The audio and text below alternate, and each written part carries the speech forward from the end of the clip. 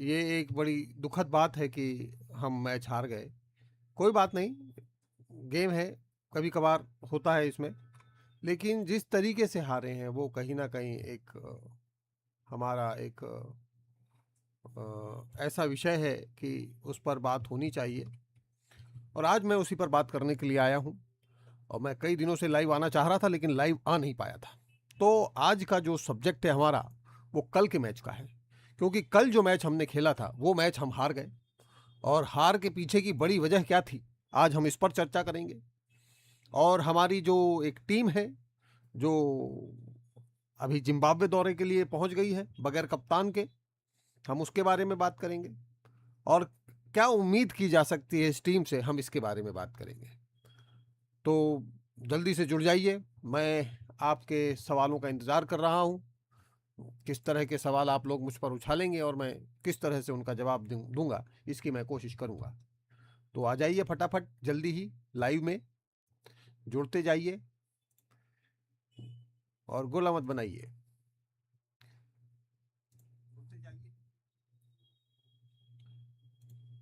एक अच्छा-सा एक मैं कहना चाहूँगा कि एक हम वो डिस्कशन करते हैं यहाँ पर और मैं इसको पिन कर देता हूँ, है ना? पिन कर देता हूँ ताकि पिन कर दिया है मैंने। तो कुल मिलाकर बात यह है कि एक हमारी टीम जो है अच्छा नहीं खेल रही है और ये हमको मानना पड़ेगा। अभी कुछ लोग मुझे इंस्टाग्राम पर कह रहे थे कि भाई हमारे जो स्टार्ट के जो बल्लेबाज थे वो अच्छा नहीं खेले। अरे भाई ठीक है, अच्छा नहीं खेले, लेकिन बाकी के जो खिलाड़ी थे उनके पास भी अवसर था। रोहित शर्मा ने और शुभमन गिल ने एक अच्छी शुरुआत की। मैं यहाँ मानता हूँ कि शुभमन गिल जो खेले वो बहुत स्लो खेले, वैसा नहीं होना चाहिए था। शुभमन गिल को भी थोड़ा फास्ट खेलने की ज़रूरत थी, लेकिन ऐसा नहीं हो पाया और उसके पीछे रीज़न ये है कि शायद खिलाड़ियों को उतना मौका या अवसर मिला नहीं। और पिछला मैच क्योंकि इंडिया हार चुका था, तो वो भी एक वजह थी कि कहीं ना कहीं प्रेशर था और उस प्रेशर से निकलने की कोशिश कर रहे थे। इंग्लैंड ने 387 रन बना दिए। यहाँ पे गलती किसकी है? चलो हम मान लेते हैं कि हमारे जो बैट्समैन है वो स्लो खेले और हम लोग सिर्फ 360 रन बना पाए। 360 रन का स्कोर भी बहुत छोटा है नहीं। और जो अभी हमारा एवरेज चल रहा था या जिस तरह का हमारी परफॉर्मेंस चल रही थी हमारी टीम की, उसको देखकर तो ये लग रहा था कि 388 रन तो बहुत ही मुश्किल है, वहाँ तक तो हम 300 भी पहुँच जाएं तो बहुत बड़ी बात है। लेकिन 360 रन तक हमारी पारी पहुँची और हम 27 रन से मैच हार गए।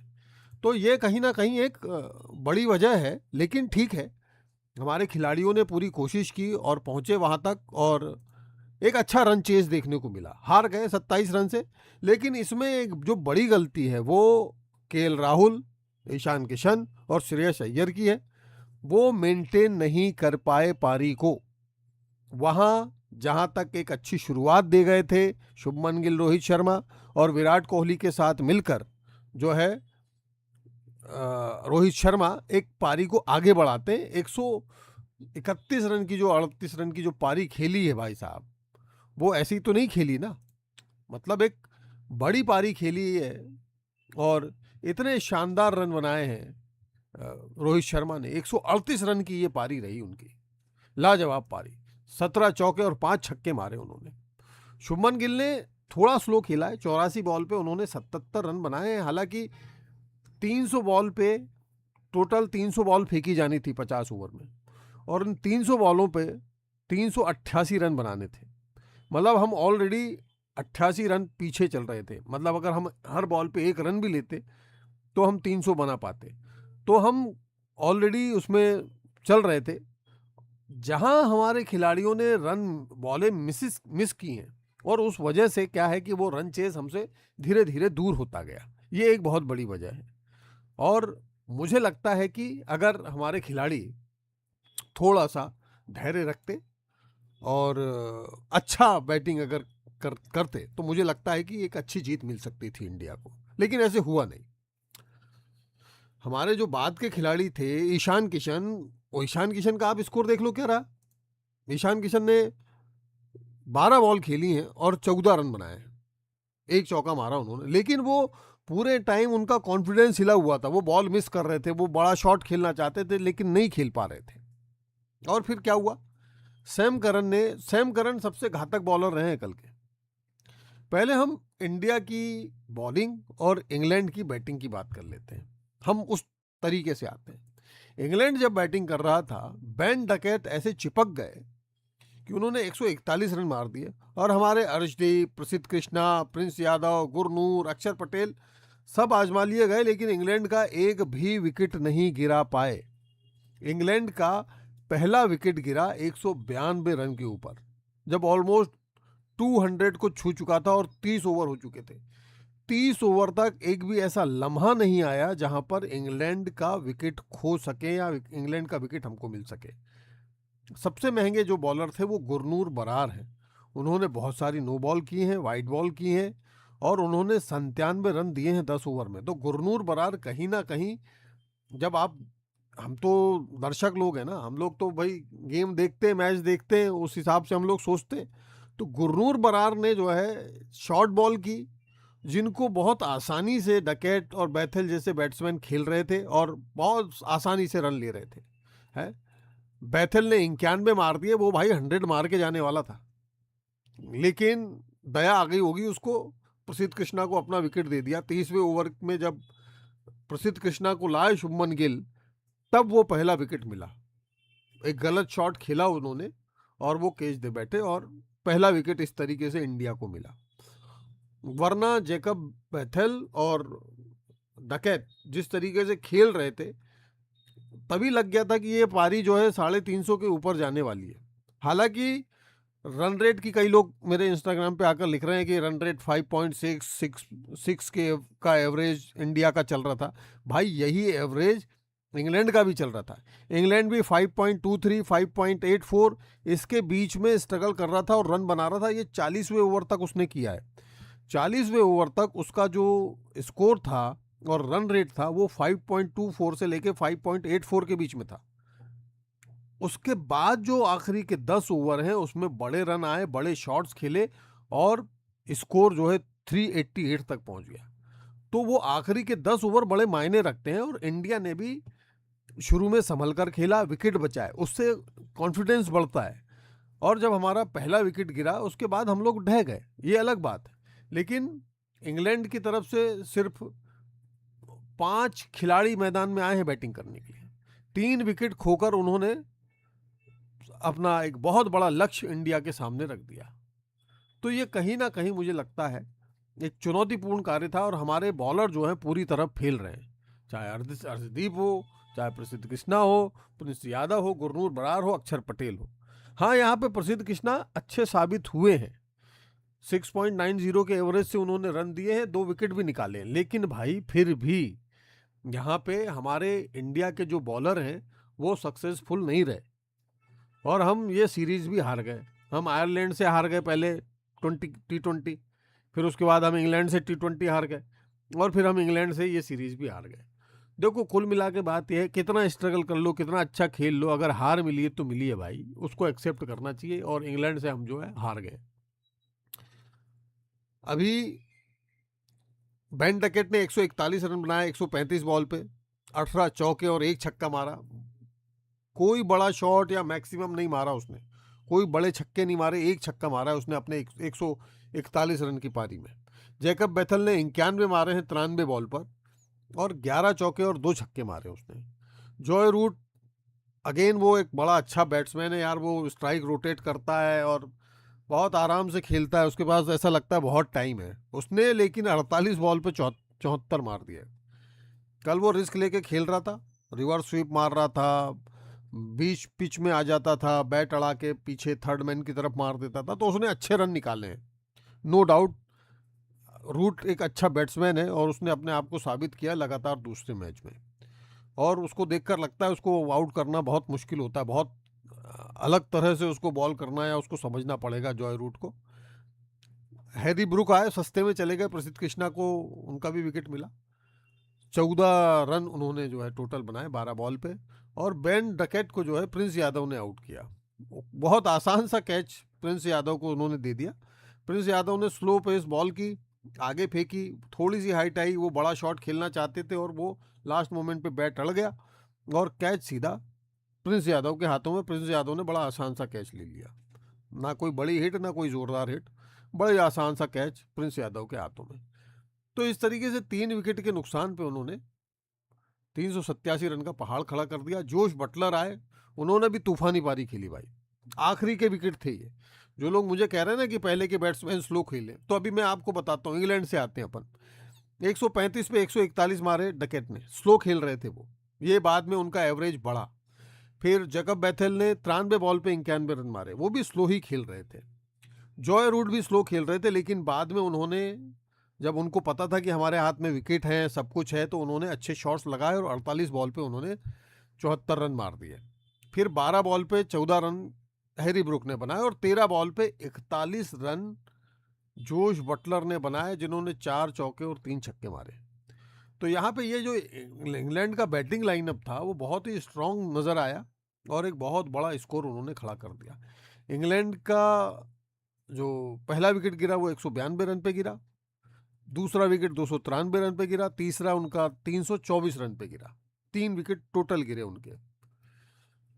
और हमारी तरफ से जो बॉलर थे, अर्शदीप ने 10 ओवर किए, 72 रन दिए 7.20 के एवरेज से। महंगे बॉलर, एक भी विकेट नहीं मिला। प्रसिद्ध कृष्णा थोड़े ठीक बॉलर थे, 10 ओवर किए, 69 रन दिए 69, 2 मेडिन भी फेंके उन्होंने और 2 विकेट लिए, 6.90 के एवरेज से उन्होंने रन दिए। प्रिंस यादव 10 ओवर 79 रन 7.0 के एवरेज से 1 विकेट लिया। प्रिंस यादव पहले बहुत महंगे साबित हुए थे, लेकिन उनसे महंगे साबित हुए बाद में गुरनूर बरार, उन्होंने 10 ओवर में 97 रन दे दिए, ऑलमोस्ट 100। हमारा एक बॉलर 100 रन दे देता है एक ओवर के अंदर, आप सोचिए तो जो अपोजिट टीम है उसका स्कोर कहाँ जाएगा। तो 10 ओवर 97 रन 9.70 के एवरेज से। और अक्षर पटेल ने 10 ओवर किए, 61 रन दिए, कोई विकेट नहीं मिला लेकिन किफ़ायती रहे, 6.10 के एवरेज से उन्होंने रन दिए। तो ये ओवरऑल इंग्लैंड की पारी रही। इंग्लैंड ने टॉस जीता और पहले बैटिंग की। यहाँ पे अगेन इस गेम को समझना पड़ेगा कि भाई इंग्लैंड ने पहले बैटिंग क्यों ली। पिछले मैच में उन्होंने फील्डिंग ली थी। तो ये एक रीज़न ये है कि ये जो पिच थी लॉर्ड्स की, ये मतलब एक कहना चाहिए कि भाई बैटिंग के लिए मतलब स्वर्ग मानी जाती है। यहाँ सबसे ज़्यादा रन बने हैं लॉर्ड्स की पिच पे। आप देख लो, इंडिया ने भी 360 के करीब ठोक दिए और इंग्लैंड ने अलग 388 बनाए, तो कल 700-800 रन बन गए। तो ये बहुत बड़ी एक उस लॉर्ड्स की पिच की खासियत है कि वो बैटिंग पिच है, वहाँ रन बनते हैं। बस ये है कि खड़े रहो, अच्छी बॉल और ख़राब बॉल आती है। हाँ, लेकिन ये नहीं कि हमारे जो खिलाड़ी आउट हुए, श्रेयस अय्यर, ईशान किशन, ये थोड़ा सा एक गलत इम्पैक्ट चला गया। अब मैं ज़रा इंडिया की बैटिंग की बात करता हूँ। इंडिया की बैटिंग में तो खैर रेल ही लग गया। हम रोहित शर्मा से शुरू करते हैं। रोहित शर्मा और शुभमन गिल दोनों उतरे।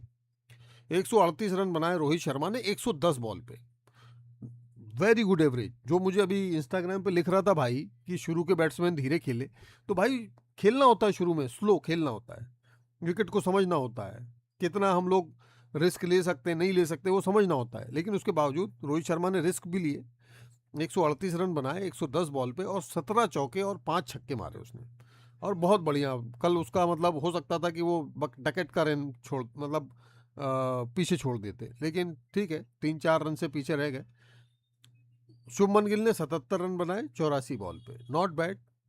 फिर भी 14 बॉलें ज़्यादा हैं इस हिसाब से अगर देखा जाए तो। 10 चौके 1 छक्का मारा। विराट कोहली ने 74 रन बनाए 60 बॉल पे, 4 चौके और 3 छक्कों की मदद से। ठीक है, ये भी जस्टिफाइड है, नॉट बैड। अब आए हमारे ईशान किशन, 14 रन बनाए उन्होंने 12 बॉल पे और 1 चौका मारा, और बहुत अनकॉन्फिडेंट नजर आए। वो स्ट्रगल कर रहे थे, वो रन ले नहीं पा रहे थे, वो रन बना नहीं पा रहे थे। फिर आए हमारे श्रेयस अय्यर, वो 0 पे आउट हो गए। 3 बॉल खेली उन्होंने, यूं करते रहे लेकिन कुछ हो नहीं पाया भाई। और फिर एक बार श्रेयस अय्यर, जहाँ पे मुझे लगता है कि अच्छे बैट्समैन की ज़रूरत थी, अच्छे प्लेयर्स की ज़रूरत थी, अच्छे रन लेने वालों की ज़रूरत थी, जहाँ पे बड़े शॉट लगाने वाले प्लेयर्स की ज़रूरत थी, ईशान किशन, श्रेयस अय्यर और केएल राहुल से, वहाँ ये फ्लॉप कर गए। मतलब इन पे भरोसा नहीं किया जा सकता। शुरू के 3 बैट्समैन नहीं चले और बाकी के नीचे शुरू के 3 बैट्समैन चले और बाकी के नीचे के 3 बैट्समैन नहीं चले, और हम 6 बैट्समैन के साथ उतरे थे इस बार। अक्षर पटेल को बैट्समैन हम काउंट कर लेते हैं, लेकिन वो ऑलराउंडर में काउंट होते हैं। केएल राहुल 12 रन पे चले गए, 8 बॉल पे स्ट्रगल कर रहे थे, वो भी कुछ कॉन्फिडेंट नज़र नहीं आए। फिर अक्षर पटेल, उन्होंने 2 रन बनाए 3 बॉल पे, वो भी आउट हो गए। गुरनूर बरार नॉट आउट रहा, 18 रन बनाए, उसने कुछ अच्छा खेला भी, शॉट भी लगाए, एक छक्का भी मारा, एक चौका भी मारा। अर्शदीप ने भी 3 चौके मार दिए, लेकिन कुल मिला के हम 360 रन ही बना पाए। अब अगर हम बात करें हमारे विकेट कैसे कैसे गिरे, तो पहला विकेट हमारा गिरा 147 रन पे, शुभमन गिल का 24.2 ओवर में, 24वें ओवर में हमारा पहला विकेट गिरा था। हम स्ट्रांग थे, 147 रन पे एक विकेट था। उसके बाद रोहित शर्मा जब गिरे तब 38.4 ओवर तक का मैच हो चुका था और हमारा स्कोर हो गया था 260 रन। मतलब हमने ऑलमोस्ट आधा मैच, यहाँ तक हम कुछ दशक रन पीछे चल रहे थे इंग्लैंड से एवरेज वाइज। अगर हम 40 ओवर की बात करें तो ऑलमोस्ट इतने ही रन इंग्लैंड के भी बने थे। उसके बाद जो ये 10 ओवर एंड के थे जिसमें तहलका मचाया था इंग्लैंड ने, वहाँ हमारे खिलाड़ी हार गए। ईशान किशन 43वें ओवर में चले गए। मतलब आप सोचो, सेकंड विकेट जब 260 पे गिरा तो तीसरा विकेट 304 पे गिर गया, चौथा विकेट भी 304 पे गिर गया, पांचवा विकेट 315 पे गिर गया, छठवां विकेट 327 पे गिर गया केएल राहुल का। विराट कोहली 315 पे चले गए थे, 45वें ओवर की दूसरी बॉल पे वो आउट हो गए थे। अक्षर पटेल 47.2 ओवर की में आउट हो गए। मतलब वो 329 रन जब हमारा स्कोर था तब हमारे 7 विकेट गिर चुके थे। हमने 7 विकेट खो के 360 रन बना लिए। कल इंग्लैंड के बॉलर भी स्टार्ट में स्ट्रगल कर रहे थे, उनको विकेट नहीं मिल रहे थे और ब्रुक बार बार अपना गेंदबाजी चेंज कर रहा था, और वो सडनली वो जैकब बेथेल को लेकर आया और जैकब बेथेल ने भाई साहब बहुत खतरनाक बॉलिंग की है। ठीक है, कुछ बड़े शॉट्स लगे हैं उसकी बॉल पर, लेकिन उसने बॉल लगातार बीट किया है, लगातार परेशान किया है जैकब बेथेल, हमको मानना पड़ेगा। हालांकि बात सैम करन की हो रही है कि सैम करन ने 4 विकेट ले लिए, लेकिन भाई साहब जिस हिसाब से जैकब बेथेल ने बॉलिंग की है, आप ध्यान से, अगर आप वो मैच अगर आपको दोबारा देखने को मिल जाए तो ध्यान से देखिएगा, जैकब बेथेल ने बहुत परेशान किया था। और इंग्लैंड ने कल 7 बॉलर खिला दिए भाई, 7 बॉलर से बॉल फिकवा दी। हमारे पास 5 ही थे, हम डिपेंडेंट थे वो 5 बॉलर पे। हम कोई नया एक्सपेरिमेंट कर ही नहीं सकते थे क्योंकि हम फिक्स 6 बैटर और 5 बॉलर के साथ उतरे थे, तो हमको वो 5 बॉलर से ही स्पेल कराना था। लेकिन यहाँ 7 बॉलर से 50 ओवर कराने थे, तो इनके लिए बहुत ईजी हो गया। जोफ्रा आर्चर ने 10 ओवर फेंके, 63 रन दिए, 1 विकेट लिया। गस एटकिंसन ने 6 ओवर फेंके, 24 रन दिए। एटकिंसन को फिर रिपीट नहीं किया, हालांकि एटकिंसन अच्छी बॉल कर रहा था। जोश टंग ने 5 ओवर किए, उसने 43 रन दिए, उसको 5 ओवर पे ही रोक दिया, फिर जोश टंग से बॉलिंग नहीं कराई। सैम करन को लाए, सैम करन ने लगातार परेशान किया, रन भी दिए, 75 रन दिए उसने 10 ओवर में, लेकिन 4 विकेट ले लिए, तो वो एक सफल बॉलर रहा। आदिल रशीद भी महंगे साबित हुए, 8 ओवर में उन्होंने 64 रन दे दिए, 1 विकेट उनको भी मिला। विल जैक्स भी महंगे साबित हुए, 4 ओवर में उन्होंने 38 रन दे दिए। जैकब बेथेल 7 ओवर में 49 रन दिए 7 के एवरेज से, और उन्होंने 1 विकेट लिया, लेकिन उन्होंने परेशान लगातार किया। तो ये ओवरऑल जो कल इंग्लैंड की बैटिंग और बॉलिंग जो आक्रमण था वो कमाल था। हालांकि फिर भी हम 360 तक पहुंच गए, ये भी एक बड़ा ही अच्छी बात है कि हम इतने रन हम लोग पीट सके, हम लोग 360 बना सके। मतलब मुझे तो शुरू में भाई इम्पॉसिबल सा लग रहा था। रीज़न ये था कि जिस हिसाब से हमारे पिछले मैच हुए हैं उसमें हमारा एवरेज सही नहीं था। हम मतलब कहीं ना कहीं हम लोग उतना अच्छा बैटिंग कर नहीं पाए थे। तो भाई मैंने तो यही लागे कि यार इस तरीके से अगर खेलो भाई, कई लोग जो है बोल रहे हैं कि भाई हमारे शुरू के बैटर अच्छा ना खेले, अच्छा ना खेले। भाई ऐसा नहीं है, निचले बैट्समैन का काम था बड़े शॉट लगाना और कम बॉल पे ज़्यादा रन बनाना। अगर आपके पास विकेट बचते हैं, कम बॉल होती है, तो आप बड़े शॉट लगा सकते हैं, लेकिन अगर आप शुरू में ही विकेट खो देंगे तो आप ताश की तरह बह जाते हैं, जैसे बह भी गए ना बाद में तो। और एक और खुशखबरी है कि भाई हमारी जो टीम है वो दूसरी टीम, अभी ये ओडीआई वाली नहीं, T20 वाली हमारी टीम जो है जिम्बाब्वे पहुंच गई है। एक बार मैं आपको नज़ारे दिखा देता हूं कि जिम्बाब्वे पहुंच चुकी है और वैभव सूर्यवंशी और सारे खिलाड़ी पहुंच चुके हैं नए हेड कोच वीवीएस लक्ष्मण के साथ। प्रभ सिमरन पहुंच चुके हैं और कमाल के हमारे जो है खिलाड़ी हैं ये सारे। अभी मैं एक बार इसकी बात कर लेता हूं कि हमारे जो ये खिलाड़ी हैं कौन कौन है। श्रेयस अय्यर है कप्तान वापस, तिलक वर्मा वापस वाइस कैप्टन है। यहाँ यार मुझे तिलक वर्मा के बारे में बात करनी है। मुझे Tilak Varma as a batter नहीं समझ में आया। मतलब तिलक वर्मा को रिप्लेस करने की बहुत ज़्यादा ज़रूरत थी। मुझे लगता है तिलक वर्मा अपने फॉर्म में नहीं है और वो जिस तरीके से खेल रहा है अभी, वो कहीं ना कहीं इंडिया को नुकसान हो रहा है उससे। मतलब मुझे ऐसा लगता है। आप चाहे ये ओडीआई देख लो, चाहे आप वो इसके पहले क्या T20 देख लो और उसके पहले का T20 देख लो आप, तिलक वर्मा स्लो खेला है, अच्छा नहीं खेला है भाई, और उस वजह से कहीं ना कहीं इंडिया मुसीबत में रही है। तो तिलक वर्मा को यहाँ पे मुझे लगता है रिप्लेस किया जाना चाहिए था, और अब वाइस कैप्टन आपने बना दिया है, आप रिप्लेस भी नहीं कर पाएंगे। तो ये बड़ा एक दुखद भाई घटना हो गई है। वैभव सूर्यवंशी पे फिर एक बार सबकी नज़र रहेगी, क्योंकि वैभव सूर्यवंशी जो है भाई, उससे लोग बड़ी उम्मीदें कर रहे हैं। अभिषेक शर्मा से लोग बड़ी उम्मीदें कर रहे हैं, तिलक वर्मा से तो क्या ही उम्मीद है। रिंकू सिंह जो खेल रहे हैं इस बार, रिंकू सिंह से बड़ी उम्मीद है भाई कि रिंकू सिंह कुछ कमाल करेगा भाई छोरा। क्योंकि जिस तरीके से अभी अभी खेले हैं रिंकू सिंह आईपीएल में, एक अच्छा बैटर है, अच्छा हिटर है। तो रिंकू सिंह से बड़ी उम्मीद है कि रिंकू सिंह कुछ एक अच्छा खेलेगा, बड़े शॉट्स देखने को मिलेंगे रिंकू सिंह से। और वैभव सूर्यवंशी भी एक बड़ा हिटर है। तो दोनों खिलाड़ियों पर नज़र रहेगी इस बार की, किस तरीके से दोनों खेलने वाले हैं ये देखना होगा।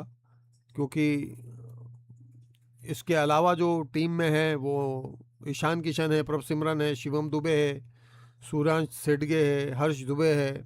ये ऑलराउंडर हैं तीनों, शिवम दुबे, सूर्यांश सेठगे, हर्ष दुबे। और ये बिल्कुल ऐसा लगता है बिल्कुल ही फ्रेश नई टीम है। और मुझे लगता है कि यहाँ वैभव सूर्यवंशी का चलना बहुत ज़रूरी है। सबकी नज़र रहेगी, श्रेयस अय्यर पर सबकी नज़र रहेगी, वो फिर एक बार कप्तानी करेंगे T20 की। संजू सैमसन इस मैच में नहीं खेल रहे हैं, तो वो ऑप्शन ही नहीं होगा कि भाई अभिषेक शर्मा को खिलाओगे, सॉरी वैभव सूर्यवंशी को खिलाओगे कि तुम उसको खिलाओगे। अभिषेक शर्मा पे भी सबकी नज़र होगी, क्योंकि अभिषेक शर्मा उतने अच्छे अभी तक साबित हो नहीं पाए जितना उन्होंने पिछले मैच में और पिछली सीरीज़ में खेला है। दोनों T20 में उतने असरदार बैट्समैन बन के निकले दिखे नहीं है भाई। तो अभिषेक शर्मा पे भी सबकी नज़र होगी, प्रभ सिमरन पे नज़र होगी, विकेट कीपर हैं, ईशान किशन भी विकेट कीपर हैं, और दोनों अच्छे बैट्समैन हैं प्रभ सिमरन सिंह और ईशान किशन। लेकिन ईशान किशन का फॉर्म मुझे नहीं लगता कि अभी बेटर है अभी के दौर में।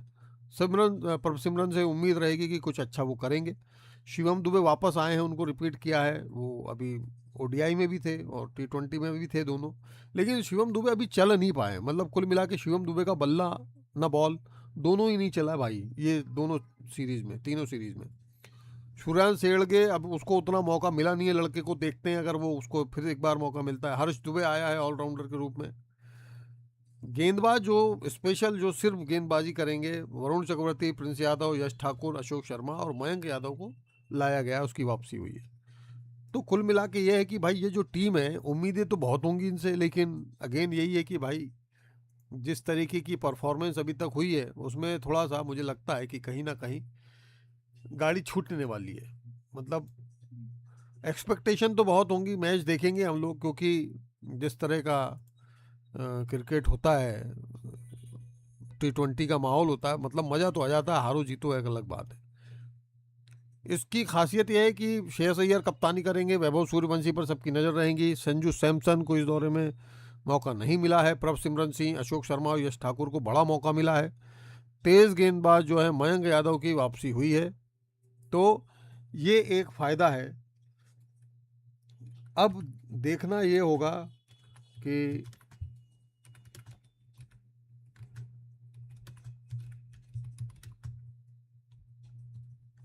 अ,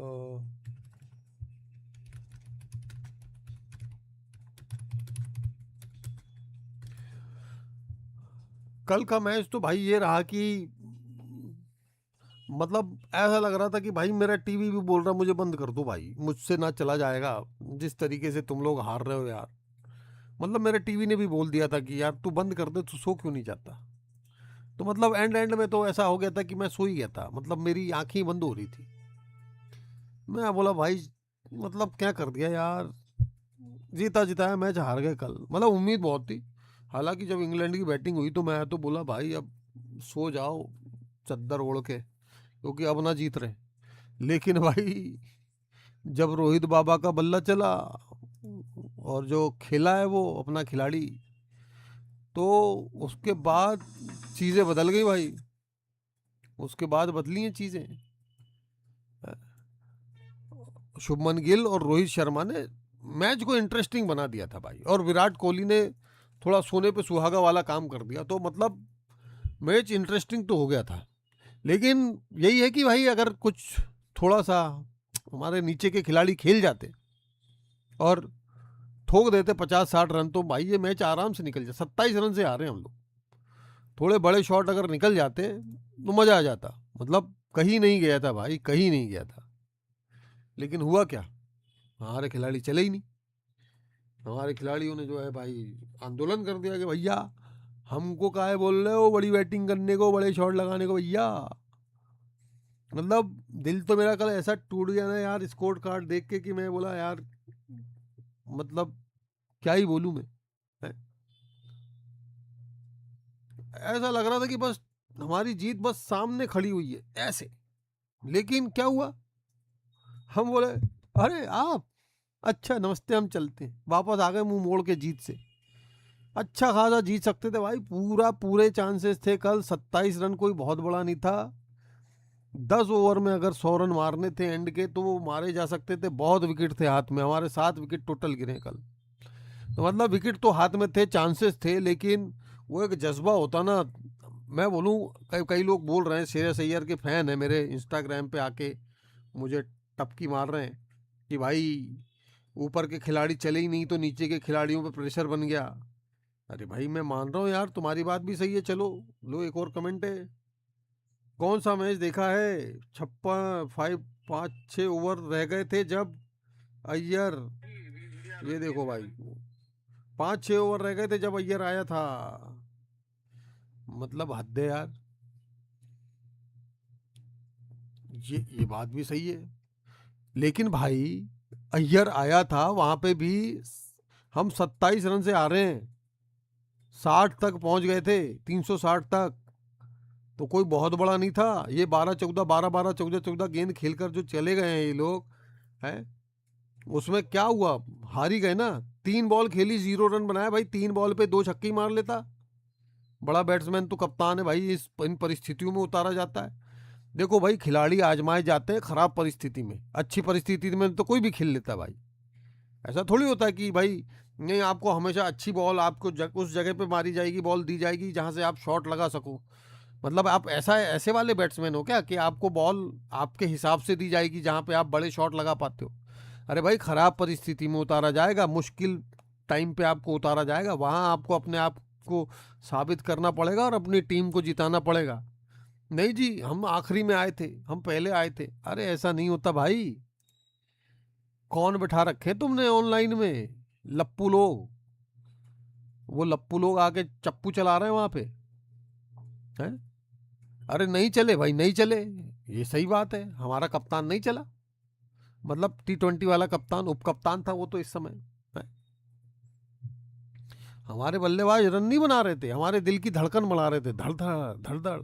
किसी को हार्ट अटैक आ जाता है तो कौन जिम्मेदार होता भाई है। ऐसे कट टू कट गया है मैच, लगे ना लगे तुमको, वो आखिरी 2 ओवर में ऐसा लगा कि नहीं जीत पाएंगे, लेकिन 45 ओवर तक तो लग रहा था कि जीतेंगे, पूरी पॉसिबिलिटी लग रही थी। लेकिन हम ऐसे जीत का चौखट ऐसे चूम के वापस चले आए कि हमको तुम्हारे दरवाजे में आना ही नहीं है भैया, हमें तो हार ही पसंद है। अरे भाई जीत कर आते तो भी हार मिलता तुमको, गले में वाला, गले में डालते तुम्हारे हार। तुम हार ही लेके आ गए हैं। ऐसा नहीं होता भाई है। मतलब ऐसा वेब सीरीज नहीं होती, वेब सीरीज कातिल ढूंढ रहे, कातिल ढूंढ रहे, कातिल ढूंढ रहे, एंड तक बिल्कुल खतरनाक प्लॉट ट्विस्ट टर्न, एकदम मतलब समझ ही नहीं आ रहा है कि कौन मारेगा कौन मारेगा।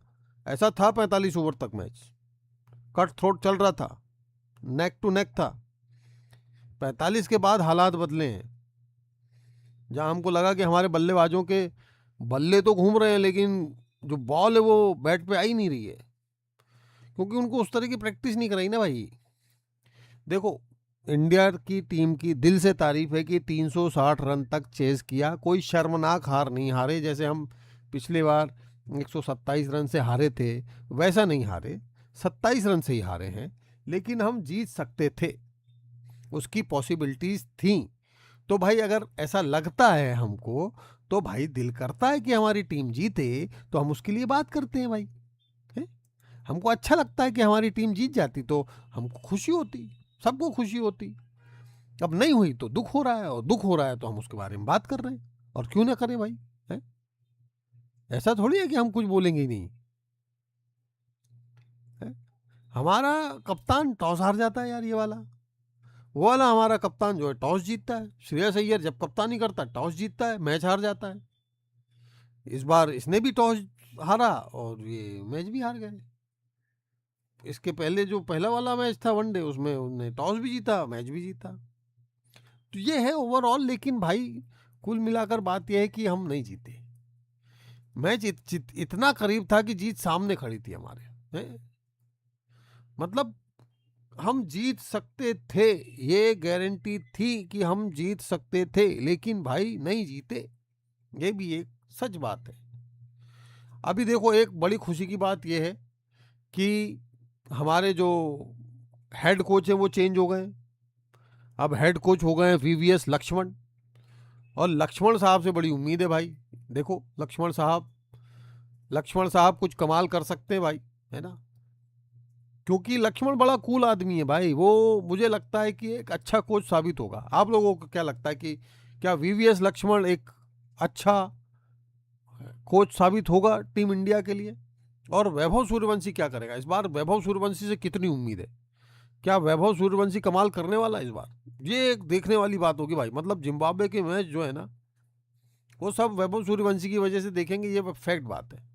लेकिन ये भी देखना पड़ेगा कि क्या हम ये मैच जीत रहे हैं। वो एक वैभव सूर्यवंशी की बैटिंग पे बहुत कुछ डिपेंड करेगा, ये सीरीज बहुत कुछ डिपेंड करेगी वैभव सूर्यवंशी पे।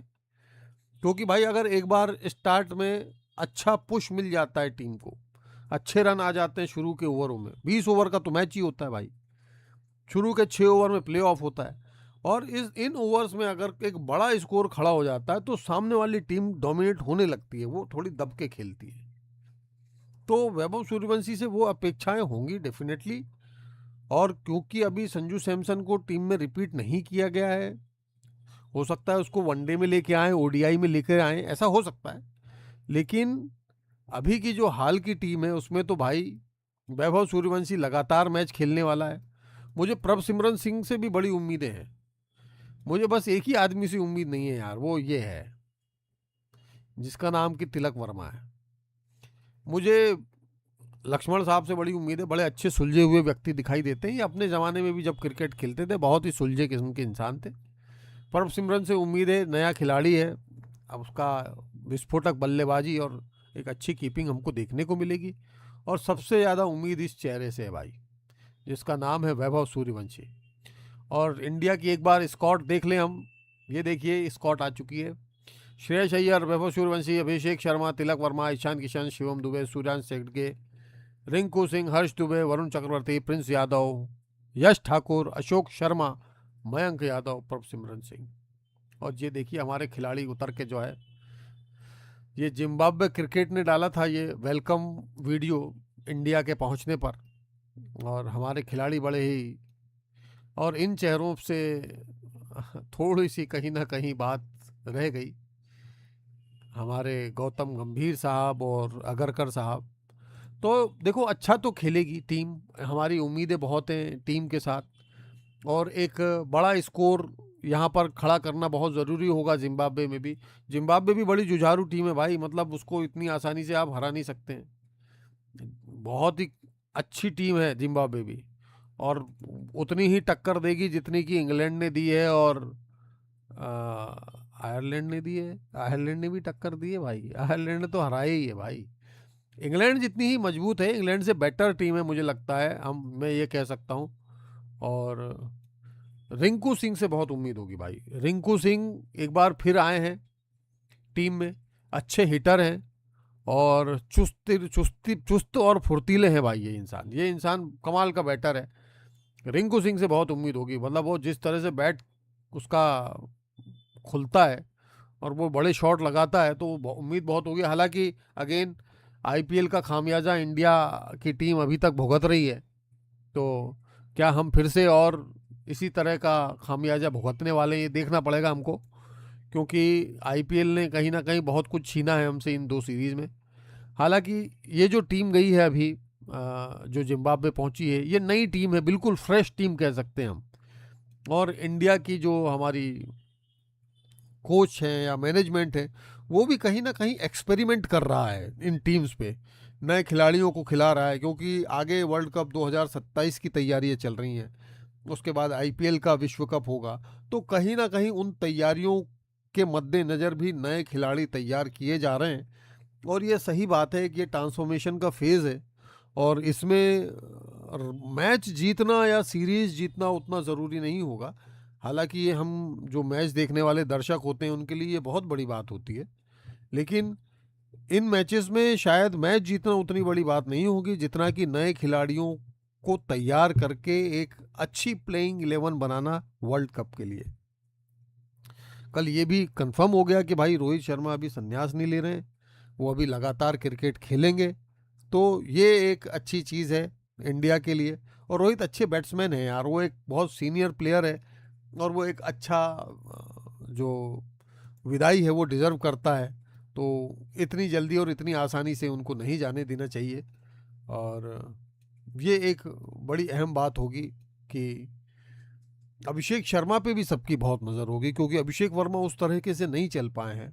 शिवम दुबे पे भी नज़र होगी, क्योंकि शिवम दुबे भी अभी तक जो जितने भी मैच हुए हैं आयरलैंड टू इंग्लैंड, उतने अच्छे निकल कर दिखे नहीं हैं, ना ही बॉलिंग में ना ही बैटिंग में, ना उनका बल्ला उतने अच्छे से चला है।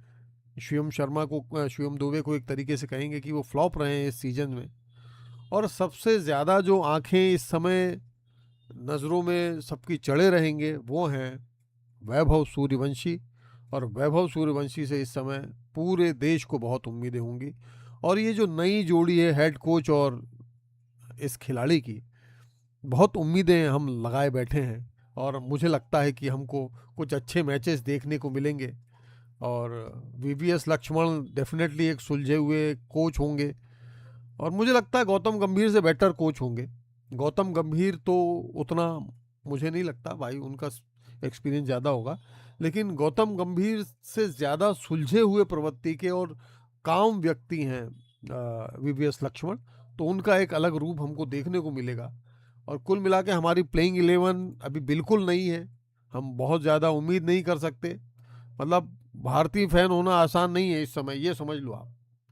यहाँ पे हमारी जो खुशियाँ रहती हैं वो हाई स्पीड पे रहती हैं, लेकिन जो हमारे जो खिलाड़ी अभी इस T20 में खेलने वाले हैं वो बिल्कुल फ्रेश हैं, बिल्कुल नए ताज़ा पैक से निकाल कर एकदम ताज़ा ताज़ा पेश किए जाएंगे जिम्बाब्वे को। ये लीजिए नई डिश, हमारे नए प्लेयर। और वो नए प्लेयर चौंका भी सकते हैं, कुछ अद्भुत नतीजे भी निकल कर दिखाई दे सकते हैं। लेकिन अगेन मैं ये कहूँगा कि मुझे लगता है इसमें जो एक रिप्लेसमेंट होना चाहिए था, वो होना चाहिए था श्री श्री तिलक वर्मा जी का। क्योंकि तिलक वर्मा जी अब तक उतने अच्छे साबित हुए नहीं हैं। तिलक वर्मा ने अब तक कुछ बहुत बड़ा आयरलैंड में और इंग्लैंड के साथ सीरीज में जितना वो खेले, कुछ अच्छा निकाल नहीं पाए। अब यहाँ पे आपने उनको वाइस कैप्टन बना दिया है, लेकिन मुझे लगता है वो एक रिप्लेसमेंट था और वो होना चाहिए था। आप लोगों को क्या लगता है, क्या मतलब तिलक वर्मा कंटिन्यू किए जाने चाहिए थे, या तिलक वर्मा की जगह किसी और को चांस दिया जाना चाहिए था? क्या हमारे पास खिलाड़ी नहीं है अभी तिलक वर्मा के रिप्लेसमेंट पे? हम एक्सपेरिमेंट कर रहे हैं तो हम तिलक वर्मा को इतना क्यों रगड़ रहे हैं? मतलब हम 4-6 मैच उसको खिला चुके हैं, हम क्यों रगड़ रहे हैं इतना तिलक वर्मा को? क्या उसमें से जिन निकलने वाला है और हमको मैच जिताने वाला है वो जिन निकल के? तो वो कहीं ना कहीं तो सोचना पड़ेगा भाई कि तिलक वर्मा काहे इतना कंटिन्यू किए जा रहे हैं। और ये चेहरा भाई साहब, ये चेहरा आप देख लो, और मुझे लगता है कि वैभव सूर्यवंशी इस बार कुछ कमाल करेंगे। ये तो तय है कि वैभव सूर्यवंशी जो है भाई लंबी रेस का घोड़ा है, वो 1-2 मैच से आप नहीं नाप सकते। ठीक है नहीं चला, लेकिन जितने शॉट उसने खेले हैं वो अच्छे खेले हैं।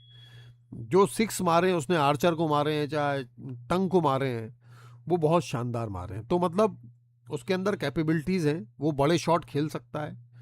एक जो वो शॉर्ट बॉल से परेशान हो रहा था, वो डेफिनेटली कहीं ना कहीं उस पर वर्कआउट करने की ज़रूरत है। कोई बहुत बड़ी बात है नहीं, वो जिस लेवल का खिलाड़ी है वो बहुत आसानी से उस फेज से निकल जाएगा। और अब जिम्बाब्वे की पिच थोड़ी सी आपको अलग मिलेगी। इंग्लैंड की पिच में जहाँ थोड़ा सा ठहराव था, बॉल रुक कर आती थी, और बैटिंग के लिए अच्छी पिच थी इंग्लैंड की, लेकिन शॉर्ट बॉल पर जो उनके बॉलर थे वो बॉल को ऐसा लगता था कि बॉल ठहर के आती है। बॉल चेंज ऑफ पेस जिस तरीके से इंग्लैंड यूज़ कर रही थी, चाहे सैम करन था, चाहे आपका टंग था, ये लोग बॉल के पेस में अच्छे चेंजेस कर रहे थे, जिस वजह से हमारे खिलाड़ी जो है कहीं ना कहीं बीट हो रहे थे, अपने विकेट दे बैठे। तो ये एक चीज़ रही है इंडिया के साथ। जिम्बाब्वे में वो नहीं होगा, लेकिन जिम्बाब्वे के भी जो प्लेयर्स हैं वो बहुत कमाल हैं, और कहीं ना कहीं हमको देखना होगा कि क्या हमने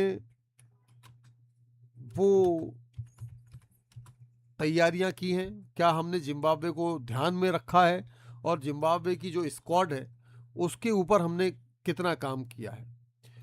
Brian Bennett, Ryan Burl, Ben Curran, Brad Evans, Clive Madande wicket keeper, Tinotenda Maposa, तनी Tadiwanashe Marumani, Wellington, Tashinga, Blessing, Dion, Richard, Newman और मिल्टन शुम्बा, सिकंदर रजा कप्तान और सबसे खतरनाक ऑलराउंडर हैं। ब्लेसिंग मुजरबानी तेज गेंदबाज है, भारत के लिए बहुत बड़ा खतरा हो सकते हैं। रिचर्ड नागारावा लेफ्ट आर्मर हैं और पेसर हैं, अच्छे बॉलर हैं। ब्रायन बेनेट जो है आक्रामक बल्लेबाज हैं और बहुत तेज़ी से रन बटोरने के लिए जाने जाते हैं। रायन बर्ल लंबे लंबे छक्के मारने वाला ऑलराउंडर है, खतरनाक है, विस्फोटक बल्लेबाज है। विस्फोटक कीपीटर जो है मारूमानी, वो एक अच्छा बैट्समैन भी है और एक अच्छा विकेट कीपर भी है। ऑलमोस्ट कहेंगे कि धोनी की लीग का एक प्लेयर है मारूमानी, जिम्बाब्वे की तरफ से। हम जिम्बाब्वे को बिल्कुल हल्के में नहीं ले सकते। इस टीम में सिकंदर रजा, मुजारबानी, रायन बर्ल जैसे खिलाड़ी हैं जो अकेले मैच को पलट सकते हैं। तो ये हमको ज़रूर देखना होगा। और पहला मैच हमारा जो होने वाला है,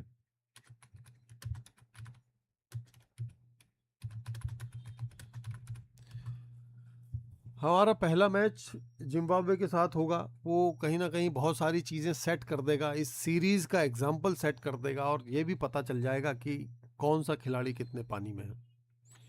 तो हरारे में होने वाला है हमारा पहला मुकाबला जिम्बाब्वे में। संतुलित पिच मानी जाती है, बैलेंस्ड पिच मानी जाती है। शुरुआत के मतलब ऑलमोस्ट करीब है इंग्लैंड के का जो एक वेदर है या इंग्लैंड की जैसी पिचेस हैं उसके आसपास ही है। हरारे की पिच में शुरुआत में गेंदबाजों को काफ़ी जो है सपोर्ट मिलता है। बल्लेबाज 4-5 ओवर अगर निकाल लेता है, रुक कर खेलता है, लेकिन ये T20 का है फॉर्मेट है, तो यहाँ डेफिनेटली वो 4-5 ओवर में हम विकेट दे बैठते हैं। तो कोशिश ये करनी होगी कि अगर आप टॉस जीतो तो आपको बॉलिंग लेनी होगी। यहाँ एक ये इस रणनीति से काम लेना पड़ेगा, क्योंकि ये जो पिच है हरारे की, ये बॉलर्स को सपोर्ट करती है 4 से 5 ओवर तक, कम से कम, ज़्यादा भी हो सकता है 6-7 ओवर तक। तो अगर शुरुआत में ही 4-5 ओवर में अगर आपने विकेट दे दिए और आप प्ले ऑफ का भी फ़ायदा नहीं उठा पाए, तो कहीं ना कहीं ये बहुत दिक्कत वाली बात हो जाएगी। तो हरारे की पिच को आप हल्के में नहीं ले सकते, आपको टॉस जीतकर पहले गेंदबाजी ही करनी होगी, ताकि आप स्विंग का पूरा फ़ायदा उठा सकें। आपके बॉलर जो सीम बॉलर हैं, जो इन स्विंग और आउट स्विंग करते हैं या यॉर्कर लेंथ की बॉल करते हैं, उनको बहुत फ़ायदा मिलेगा। मुझे लगता है कि स्पिनर्स को भी शुरू में फ़ायदा मिल सकता है। तो कई लोगों ने हालांकि यहाँ पर जो मैच जो हैं वो चेस करके भी जीते हैं, रन चेस करके। बट फिर आप अगर ढल जाते हैं तो फिर वो मायने नहीं रखता कि बॉलिंग जो पिच है वो बॉलर्स को सपोर्ट कर रही है या बैटर को सपोर्ट कर रही है। अगर आप एक अच्छे बैट्समैन हैं, अपने लय में अपने रिदम में खेल रहे हैं, तो फिर पिच उतनी मायने नहीं रखती। डेफिनेटली वो परेशान करती है, लेकिन आप फिर उसको समझ कर खेल रहे होते हैं। पहली पारी में 165 से 180 रन का स्कोर यहाँ पर अच्छा माना जाएगा। अगर आप पहले बैटिंग कर रहे हैं और आपने अगर 165 से 180 के रन के बीच के में बना दिए हैं T20 में, तो आप एक अच्छी फाइट देख सकते हैं आप उसमें। लेकिन अगेन ये अब फाइट वाली बात नहीं है। लगातार तीसरी सीरीज इंडिया नहीं हार सकता। 2 सीरीज इंडिया हार चुका है T20 के भी।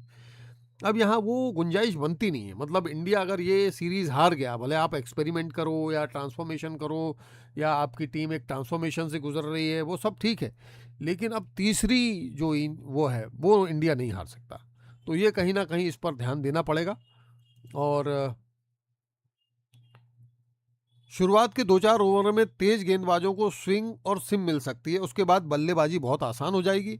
बीच के ओवरों में स्पिनर्स को थोड़ी मदद मिलती है। अगर बल्लेबाज टिक जाए तो बड़े शॉट आसानी से निकलते हैं। मतलब एक अच्छी बैटिंग देखने को मिलेगी यहाँ पर। और बॉलर्स के लिए भी ये पिच जो है स्वर्ग के समान है भाई। हरारे की पिच, जहाँ पे हमारा पहला मैच होने वाला है। तो 180 रन जो है एक अच्छा रन स्कोर माना जाएगा यहाँ पर। तो मोस्टली इस पिच पर जो लोग टॉस जीतते हैं वो पहले गेंदबाजी चुनते हैं। गेंदबाजी चुनने का रीज़न ये है कि शुरू के 5 ओवर में जो ये पिच है वो बॉलर्स को सपोर्ट करती है और बॉलर स्विंग करते हैं अच्छी। मतलब थोड़ा सा मतलब करीबी मामले हो सकते हैं कि बॉलर बैट्समैन जो है खेलने जाएगा और बैट का बाहरी किनारा लगे, या तो विकेट कीपर गली या फिर स्लिप में कैच दे सकता है। तो इस वजह से मोस्टली यहाँ पे जो टॉस जीतते हैं वो पहले बैटिंग लेते हैं। बाकी आप लोग क्या सोचते हैं दोस्तों आप लोग कमेंट करके मुझे ज़रूर बताना। इसी तरह हम लोग मिलते रहेंगे। मैं कल भी लाइव आऊँगा इसी समय आप लोगों के लिए। 9 बजे से मैं लाइव करूँगा कल। तो कैसा लगा आपको ये लाइव और कैसा लगा एनालिसिस, आप ज़रूर बताइएगा। हालांकि अभी ज़्यादा बड़ा परिवार नहीं हुआ हमारा, लेकिन कुल मिलाकर एक अच्छी वाइब आ रही है मुझे जिम्बाब्वे टूर के लिए। और हम जिम्बाब्वे का ये मैच जीत सकते हैं, इसमें कोई गुंजाइश नहीं है। और बस इतना ही दोस्तों। अपना ख्याल रखिए, अपने दोस्तों का ख्याल रखिए। Good night.